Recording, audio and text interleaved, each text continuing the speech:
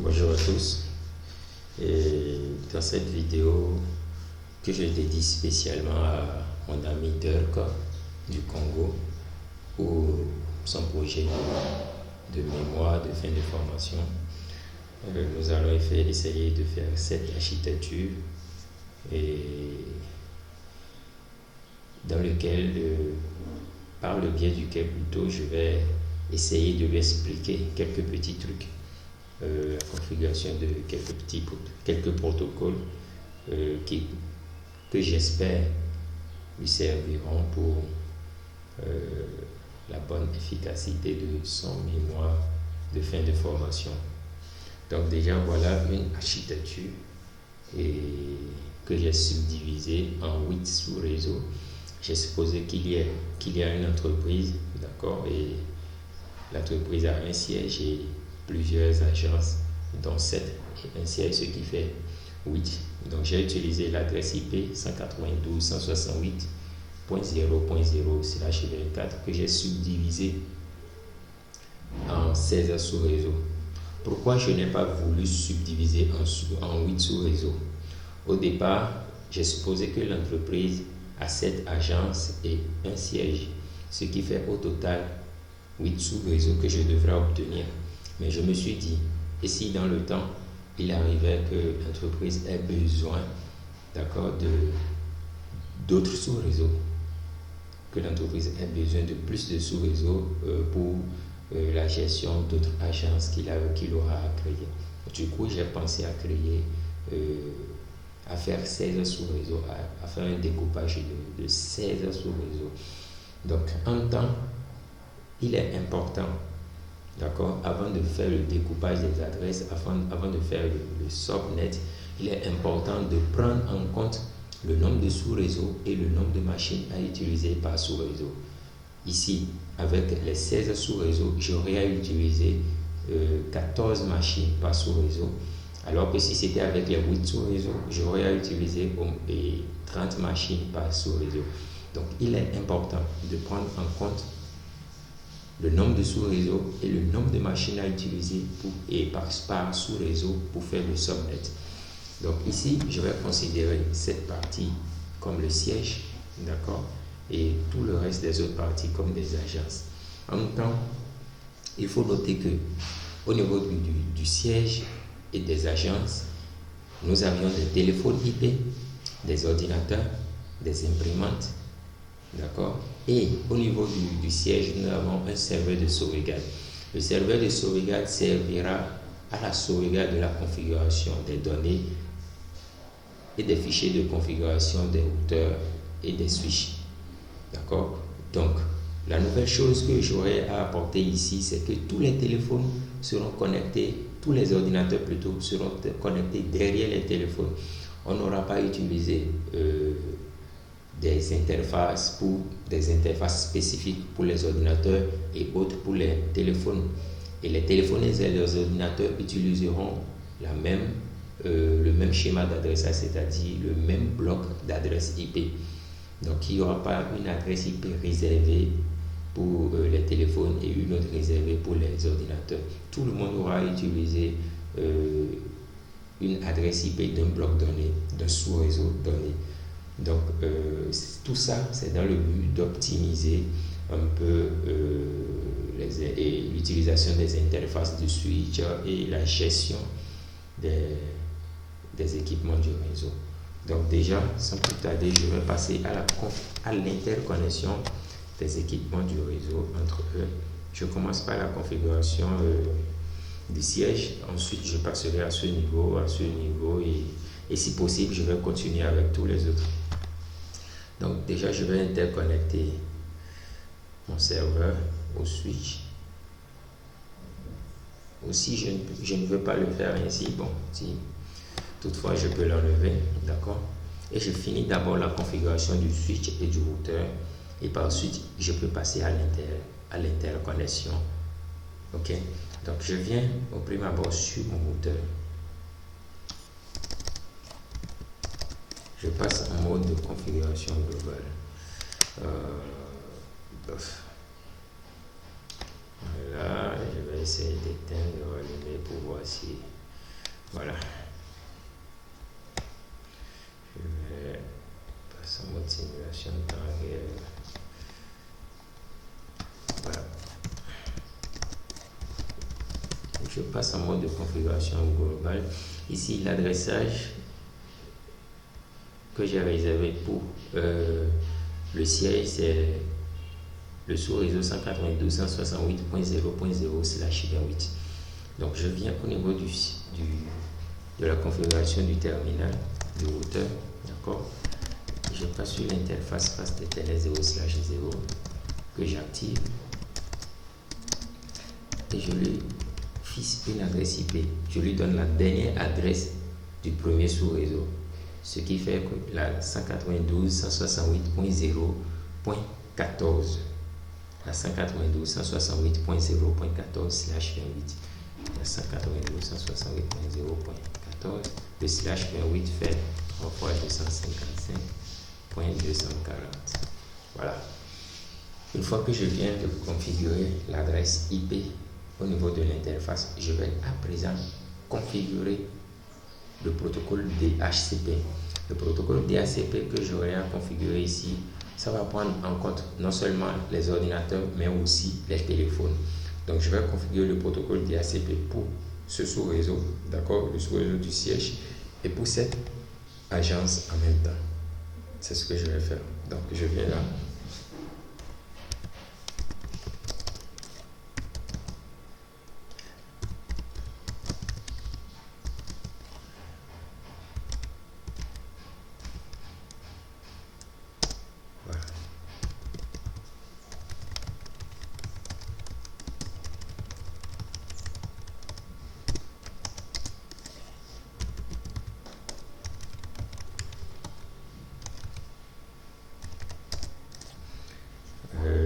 Puisque j'aurai à utiliser les téléphones, d'accord, à partir de cet espace d'adressage, je vais ajouter une dernière commande spécifiquement pour les téléphones, d'accord, pour leur permettre de considérer ce routeur comme le serveur, c'est-à-dire le CME, le Call Manager, d'accord. Donc je mets la commande option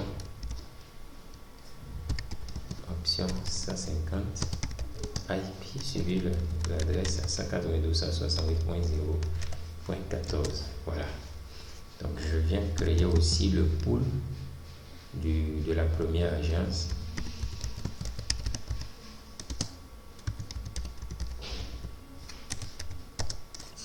Je définis le réseau. Ça c'est le deuxième sous-réseau, d'accord, qui est la 16.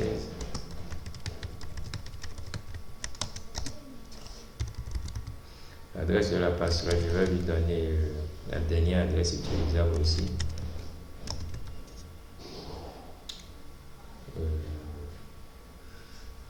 La 30. Non, ici, voilà. Donc, voilà, je viens de définir à ce niveau,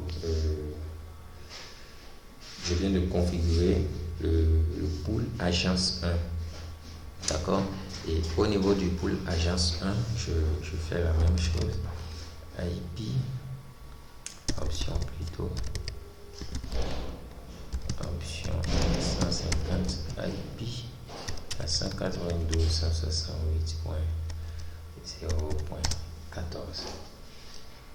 Voilà. Interface Fast Ethernet /1.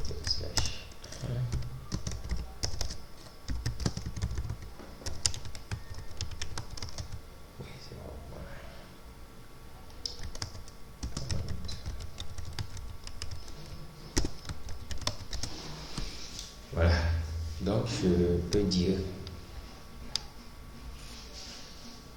que pour l'instant, j'ai fait une première partie de la configuration du routeur. Donc je passe maintenant à la configuration du service téléphonique.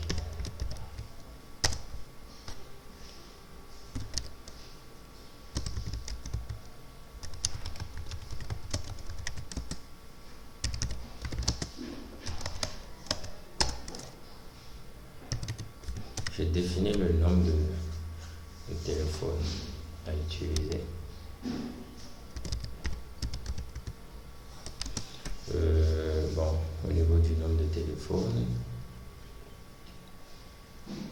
étant donné que j'aurai à utiliser 14 adresses, je peux définir 5 téléphones, d'accord? Je vais définir le nombre de numéros par téléphone.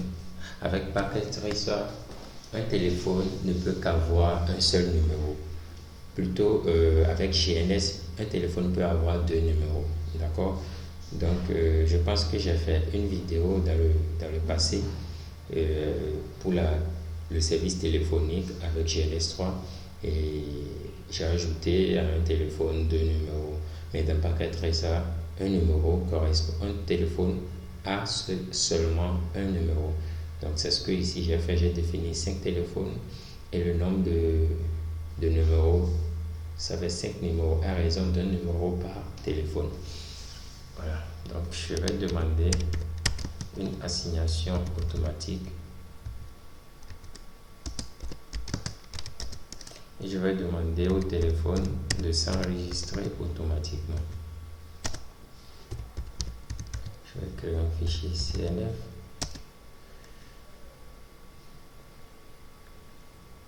Bon, je peux toutefois régler l'horloge. Bon, je vais le faire plus tard avec la configuration de l'horloge. Bon, ce n'est pas plus important pour l'instant. Donc, je continue ma configuration. Et là, je passe maintenant à l'attribution des numéros de téléphone. Donc, je demande le premier téléphone qui aura à s'enregistrer, d'accord, aura comme numéro 1000. Le deuxième téléphone qui aura à s'enregistrer va prendre comme numéro 2000. Le troisième, numéro 3000. Le quatrième, numéro 4000. Le cinquième,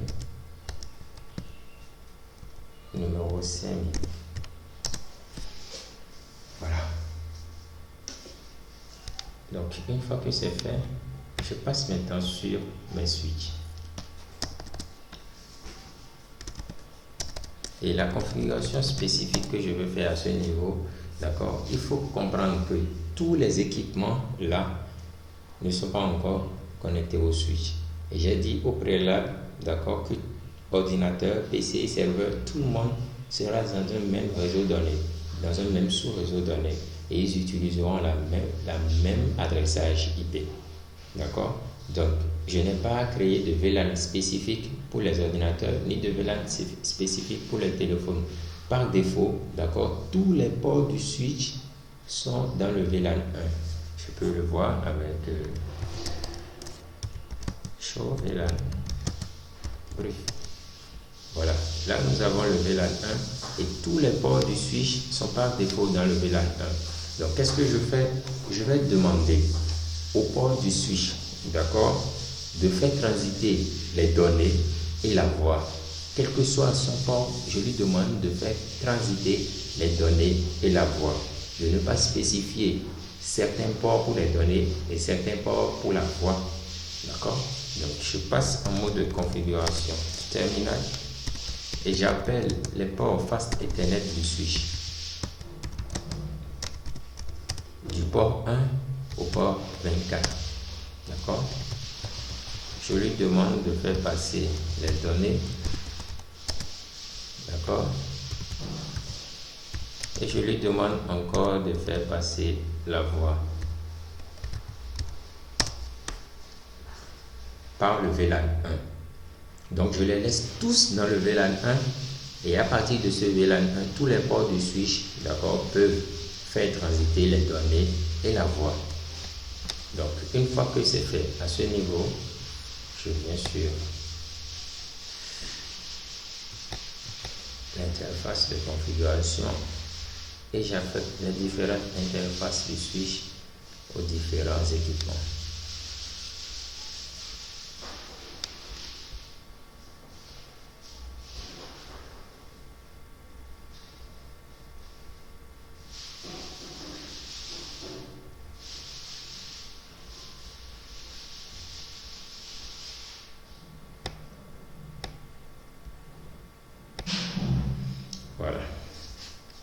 pareil ici.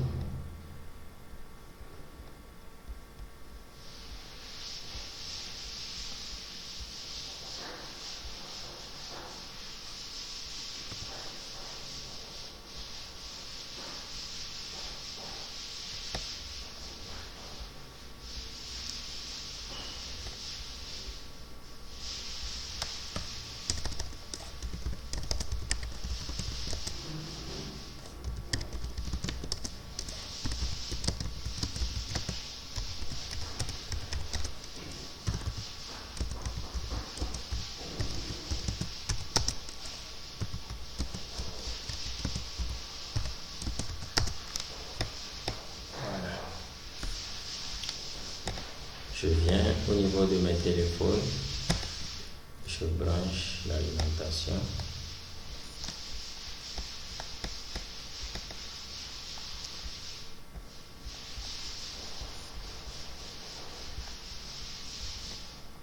Ok, l'alimentation est là, donc je l'enlève, je le branche à nouveau. Je passe en mode simulation pour accélérer.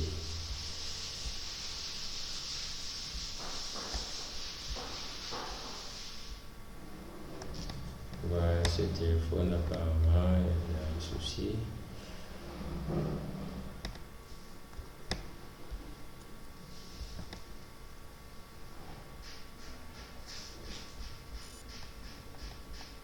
Je vais reprendre cela, le câblage.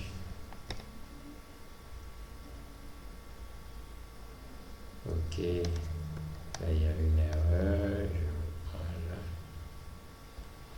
Switch. PC. Voilà.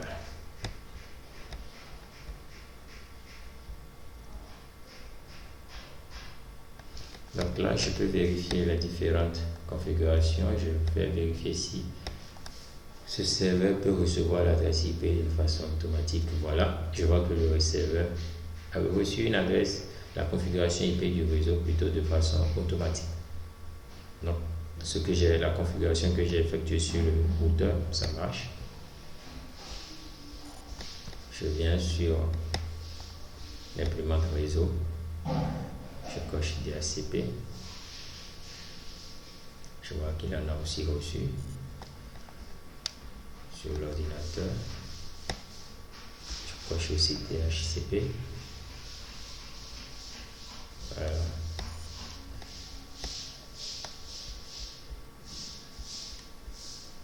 Sur le PC9 aussi.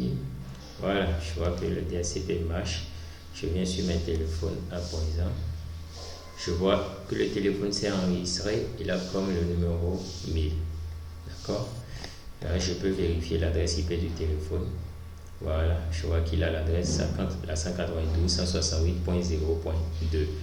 Le deuxième téléphone, il a la 192.168.0.1. Donc, je viens là, à ce niveau, je vois qu'il a le numéro 2000. Je vais essayer de joindre les deux téléphones.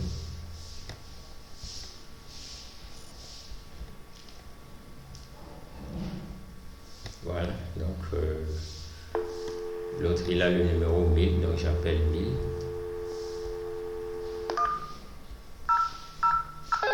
Voilà, donc je vois que ça sonne de l'autre côté et il dit qu'il est en train de sonner de l'autre côté. Donc, dès que je décroche, il m'est connecté à ce niveau et connecté aussi à ce niveau.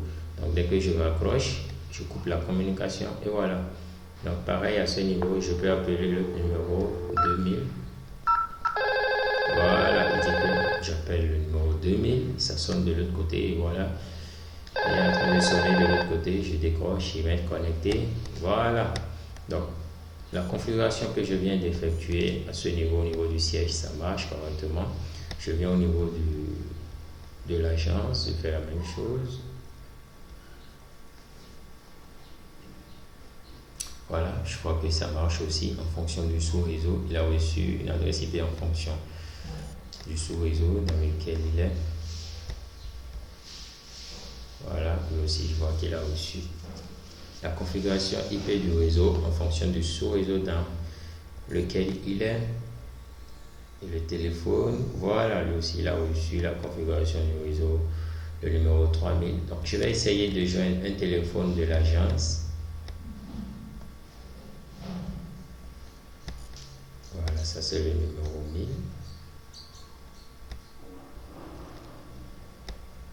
Donc, je vais essayer de joindre le téléphone au numéro 1000 de l'agence. 1000. Voilà, donc je vois qu'il y a communication entre l'agence et le siège. Dès que je décroche, il m'est connecté, parfait, ça marche. Donc je peux faire la même chose de l'autre côté, appeler le siège ou l'agence plutôt, et je vois que ça passe, ça marche. Donc voilà la configuration de la voix et du protocole DHCP, de tout ce qu'il faut, en tout cas au niveau du siège et au niveau de l'agence. Donc je passe maintenant à la sauvegarde de la configuration. La sauvegarde de la configuration du routeur et du switch. Donc déjà je viens au niveau du routeur et qu'est-ce que je fais? Je change le nom d'un routeur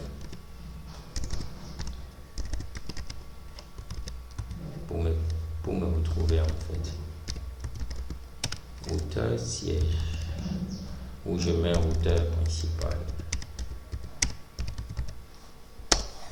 Voilà. Et ici, pour le switch, je mets switch principal.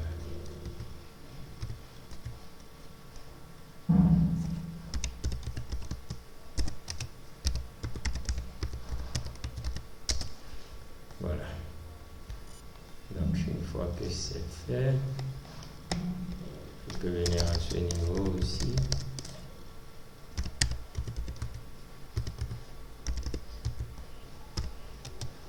Switch agence 1.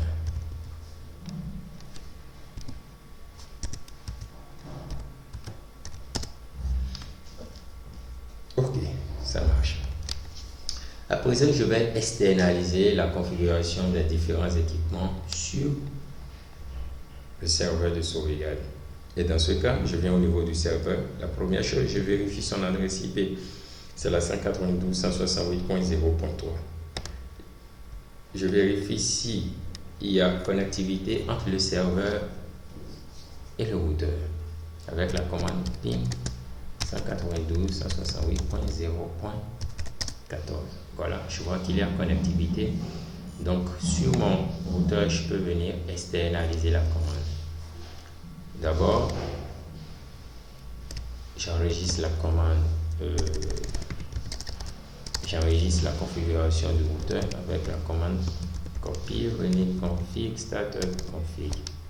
Ok, une fois que c'est fait, je peux externaliser cette commande sur le serveur de sauvegarde, c'est-à-dire le serveur TFTP.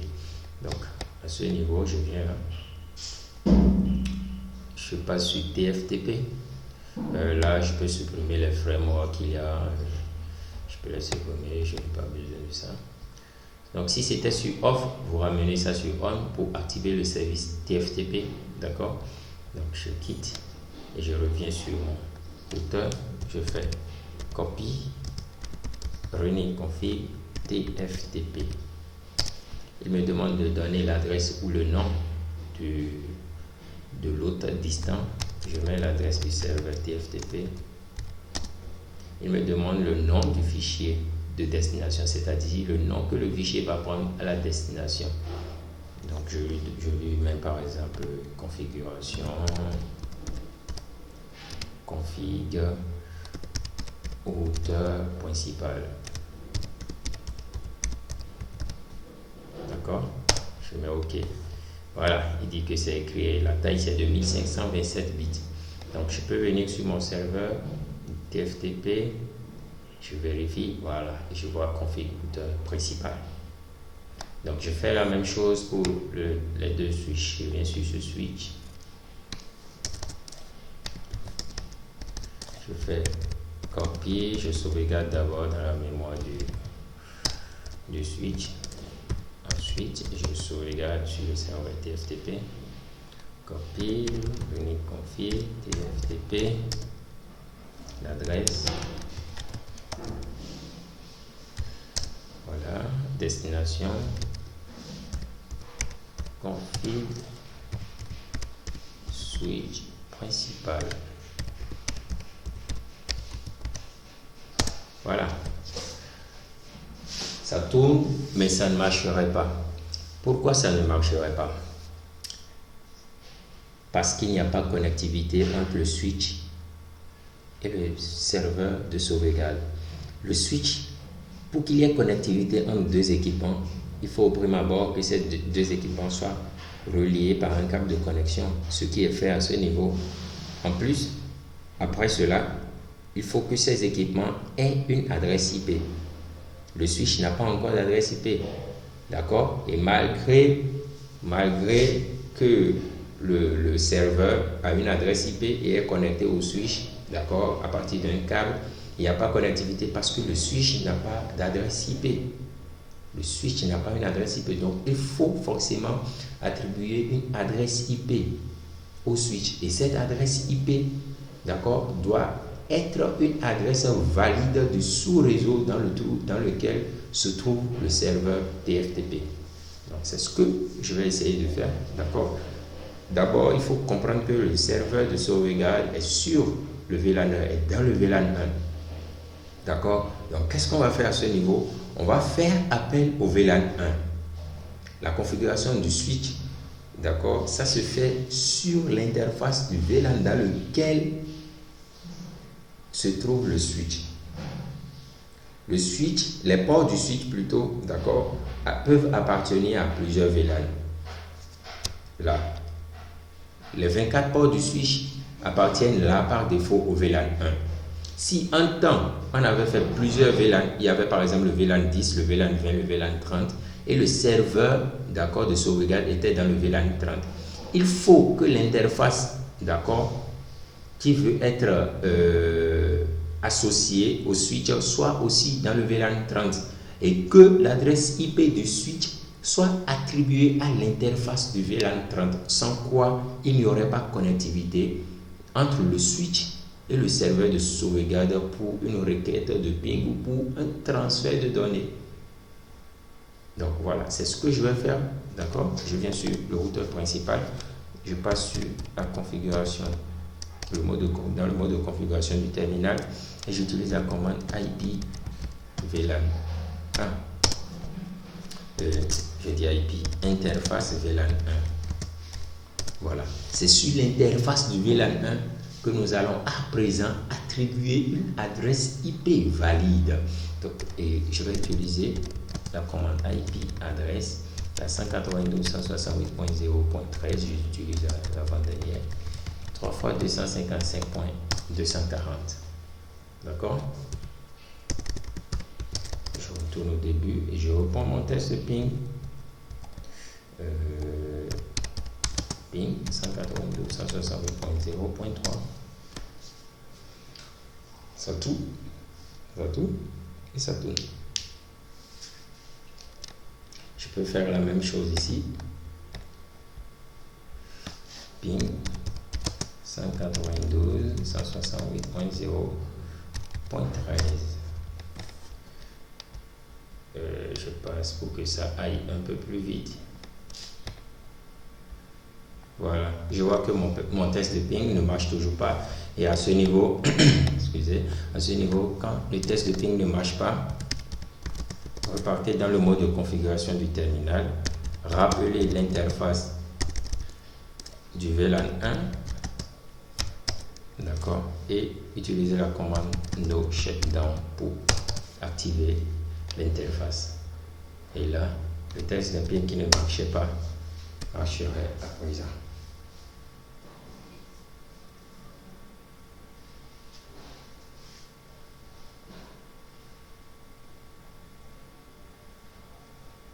Voilà. Donc, comme vous le constatez, le test de ping marche.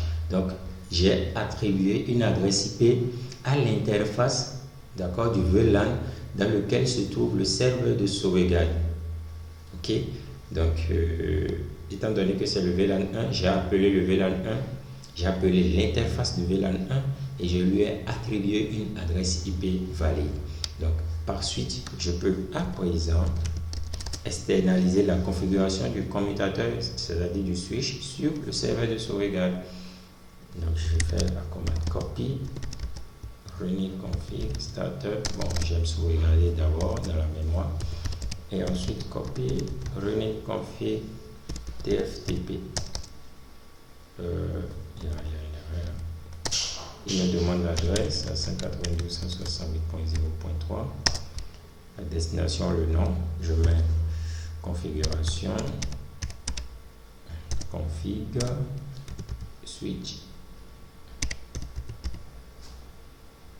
principal.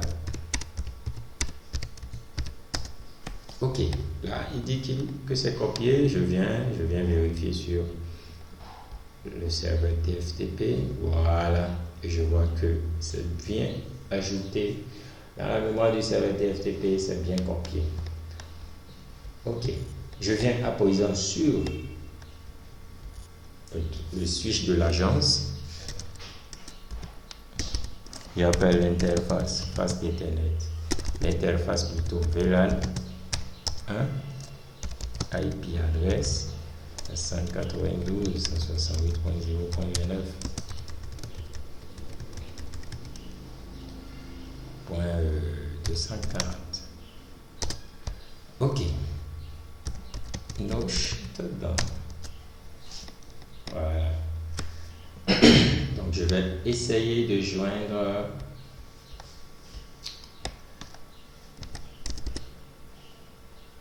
le switch de l'agence 1. Je vais essayer de joindre le switch de l'agence 1 et je verrai que ça ne marcherait pas. Je verrai que ça ne marcherait pas.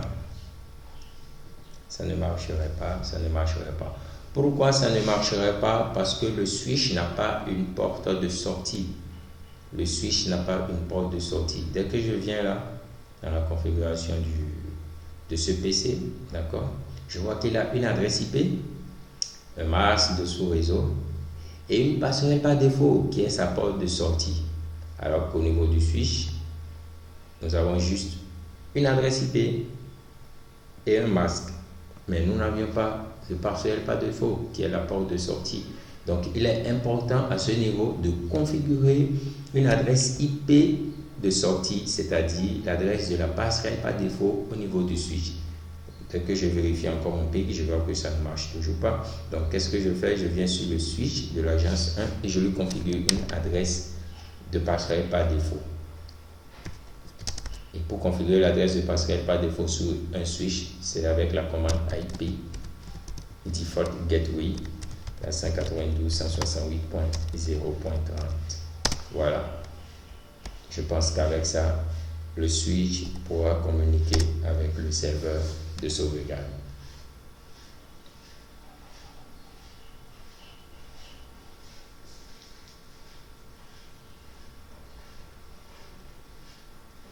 Voilà. Donc, je vois que le test de ping marche. Je peux maintenant externaliser la configuration. Copy, running config tftp. L'adresse est à 192.168.0.3. La destination, config, switch, switch agence.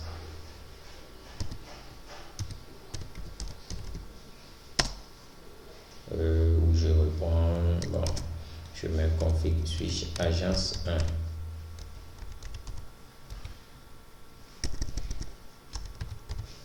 Donc avant de reprendre, je viens là, je peux vérifier et je verrai que c'est déjà copié. Voilà, config switch agence 2, je peux supprimer, d'accord, pour préciser que c'est l'agence 1.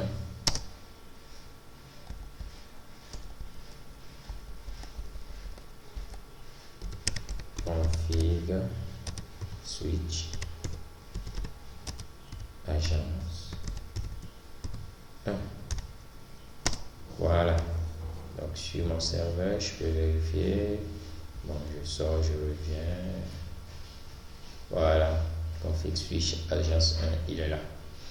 Donc voilà comment ça se fait, l'externalisation de la configuration du switch. Donc déjà dans ce TP, j'avais à configurer le sous-réseau du siège. Ensuite, j'avais à configurer le sous-réseau de l'agence. J'ai configuré les données, la voix. Et j'ai externalisé la configuration du switch et du routeur, d'accord, sur le serveur de sauvegarde qui n'est rien d'autre que le serveur TFTP. Donc dans la prochaine vidéo, d'accord, nous aurons à interconnecter les équipements qui sont au niveau de l'agence 2, d'accord, et faire en sorte que les équipements de l'agence 2 puissent communiquer avec les équipements de l'agence 1 et le siège, d'accord, que les téléphones puissent appeler l'agence 1 et le siège. Et avant tout ça, il faut effectuer le routage. Et comme protocole de routage, nous allons utiliser le OSPF comme Dirk l'a demandé. Donc, pour le plaisir de Dirk et pour le plaisir de tout le monde, je vous souhaite de passer un bon temps et je vous souhaite aussi de profiter de ces vidéos, de ces TP. D'accord, et à très bientôt.